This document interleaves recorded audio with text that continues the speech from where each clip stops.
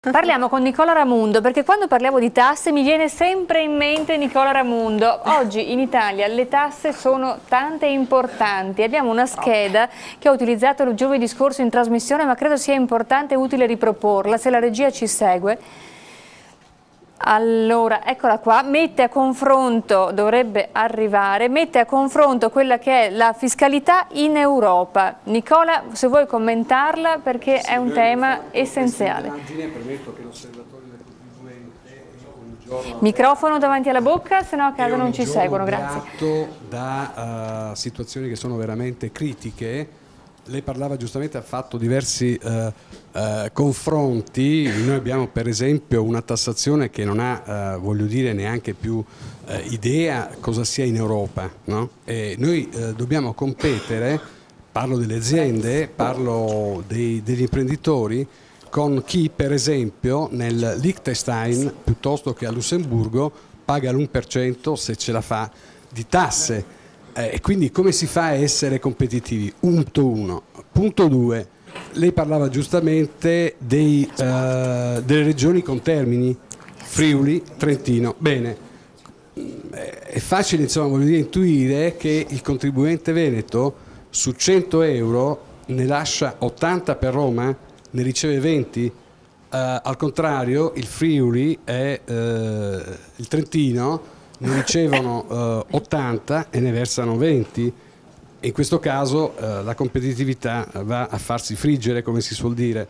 Vede, anch'io vado molto spesso all'estero, a Londra in particolare, anche per motivi di lavoro, e vedo che proprio c'è una distanza, un distacco enorme, ma anche dei giovani. Molti giovani che per esempio sono a Londra non rientreranno mai in Italia perché sanno benissimo, per quanto, voglio dire, il governo si stia sforzando la semplificazione, agevoliamo le partite IVA. Ecco, per esempio, le dico subito una notizia che magari ancora nessuno sta dando, ma com'è possibile prevedere delle agevolazioni fiscali abolendo il 5% e aumentandolo al 15% come tassazione unica, cioè la tax flag sostanzialmente, per 3 anni, ma guarda caso alcune categorie sono escluse. Per esempio i liberi professionisti, vengono ingegneri, vengono architetti, medici, avvocati. Dicono, ah, perché io devo arrivare a 15.000 euro e il commerciante può arrivare a 40? Cioè c'è una discriminazione pazzesca in quest'Italia, senza considerare una burocrazia che ha veramente il primato mondiale. Allora io le chiedo, è mai possibile che una volta per tutte in Italia si metta mano a una vera semplificazione fiscale? Perché lei dice giustamente in America i prosciutti. Bene, come mai l'Europa non mette nessun dazio per chi importa, cioè porta le merci in Europa? Penso per esempio alla Tunisia, alla Cina. Non esiste niente, quindi le nostre aziende come fanno a competere sui mercati internazionali che hanno delle batoste da orbi sui dazi? E poi l'ultima cosa che interessa invece i veneti. Lei sa benissimo che le società di trasporto, le aziende di trasporto in Veneto sono più di 39, quasi tutte sono in default, cioè sarebbe da portare i libri in tribunale perché sono in profondo rosso. Ma è mai possibile che in Veneto non ci possa essere un biglietto unico? Cioè io vado in Lombardia, io vado in altre zone d'Italia, con un biglietto unico giro la regione. Ma perché in Veneto sono a Padova, devo fare il biglietto a Padova, vengo a Vicenza, faccio il biglietto a Vicenza? Cioè è una cosa assurda. Sarà possibile avere un unico, per esempio, azienda di trasporti veneta, in maniera tale che anche si diminuisca la spesa pubblica? La spending review parte anche da queste piccole o grandi cose, consigli di amministrazione, collegi sindacali, gettoni di presenza e quant'altro, ma poi soprattutto agevolare il cittadino, agevolare il contribuente che spostandosi per tutto il Veneto con un solo biglietto arriva dappertutto. In questo senso...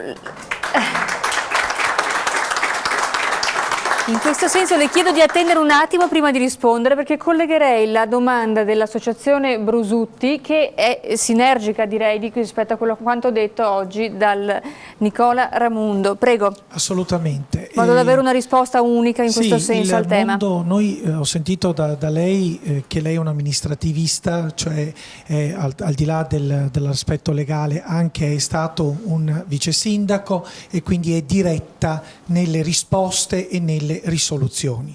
Un grosso problema è la burocrazia e concordo con lei che va semplificata, ma soprattutto noi sappiamo quali sono le emorragie della Regione Veneto. I fondi in Regione Veneto ci sono e saranno potenziati anche con la città metropolitana di Venezia da parte dell'Europa, che va fatta, perché Veneto è città di Venezia e come New York, nessuno conosce lo stato di New York, tutti conoscono la città di New York, ma il problema sono le 3 emorragie: istruzione, insegnamento, immondizie e trasporti. Ebbene, concordo, e ha detto una cosa giustissima, sul danno gravissimo delle aziende di trasporti. Purtroppo lei ha detto una cosa giusta: ascoltare tutti ma prendere delle soluzioni. Ebbene, ci sono strutture che hanno 4.000 dipendenti, 3.000 dipendenti, e quando lei siederà su quella sedia di governatore, che io non le invidio, lei non so se avrà il coraggio e la capacità di dire non tanto un'unica società, perché in termini di studio la Fondazione Brusutti a livello europeo ha studiato che le macro strutture sono un costo pazzesco perché si annidano problemi enormi di gestione. Il Veneto era la locomotiva del trasporto italiano, avendo un sacco di aziende private. Ora nella provincia di Venezia di aziende private che fanno il trasporto pubblico ce n'è una sola, la Brusutti. Voglio dire che le microstrutture con un unico amministratore, con la supervisione della regione in termini di servizio e di controllo, devono essere controllate in termini di gestione. Questa emorragia toglie soldi a tutte le associazioni e a tutte le nobili intenzioni che qui ho sentito, perché per mantenere quei tassi da 14, 20, 60 miliardi di euro che noi perdiamo, ci ritroviamo assolutamente in disastro economico per sanare altre problematiche. Indubbiamente le economie vanno fatte e i tagli pure, perché l'Europa cosa dice?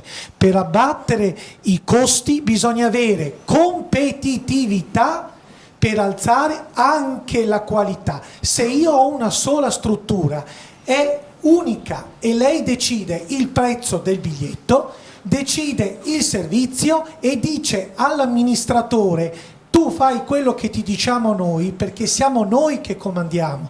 Il problema è che il biglietto unico è una cosa che si può fare domani, ma manca la rete, che ha detto giustamente l'onorevole, e mancano degli amministratori che abbiano la capacità di dire: io ti ho nominato presidente, io ti ho nominato amministratore e io ti mando a casa perché sei un incapace. Grazie.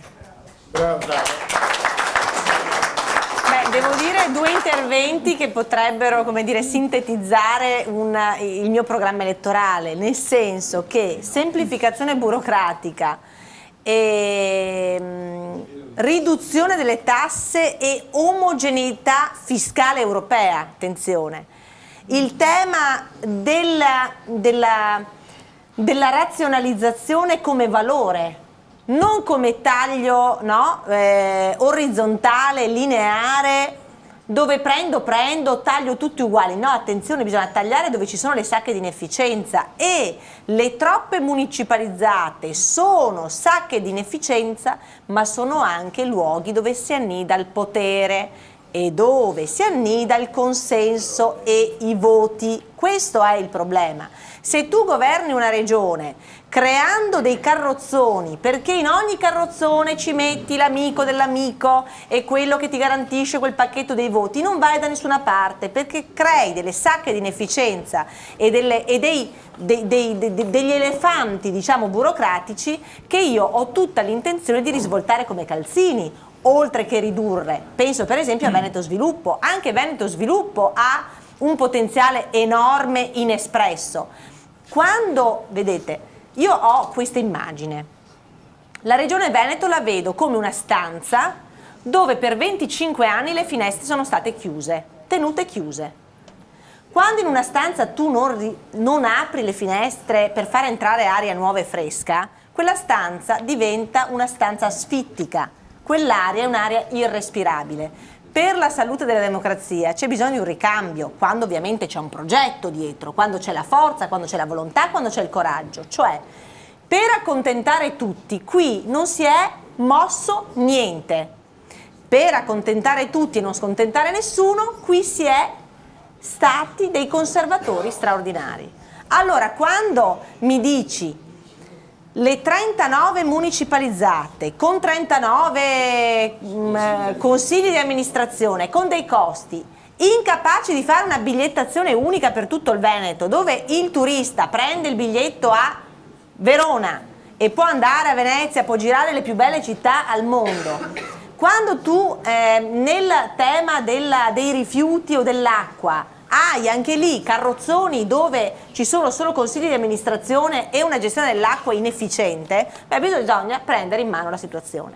Però quando noi parliamo di impresa, di sostegno alle imprese e quindi di lavoro, dobbiamo parlare di una riduzione fiscale, e io apprezzo lo sforzo che il governo Renzi ha messo nell'ultima finanziaria, quando per la prima volta 18 miliardi solo per l'abbattimento delle tasse, 6 miliardi e mezzo solo per l'abbattimento del costo del lavoro, quindi l'IRAP, che è la tassa più odiosa ovviamente per gli imprenditori, e poi guardate, semplificazione burocratica amministrativa, cioè un imprenditore spende 100 giorni l'anno per gli adempimenti burocratici. Oggi io giravo per le imprese del nostro territorio e loro mi dicevano: guardi onorevole, più che le tasse, che alla fine le paghiamo se abbiamo servizi efficienti, noi siamo spaventati della burocrazia, perché la burocrazia ci impianta, la burocrazia non ci fa andare avanti. Allora sapete cosa vi dico?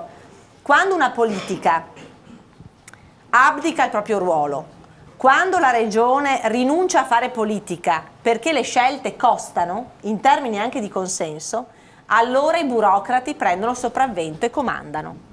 Io invece ho l'intenzione di governare insieme a voi, perché non si governa da soli, si governa insieme ad una squadra che deve essere una squadra di persone, di donne, di uomini, di imprenditori, di gente della cultura, di gente del turismo, capace. Bisogna pensare ad un progetto per il Veneto capace di innovare, di portare il Veneto laddove non ha avuto mai il coraggio di andare.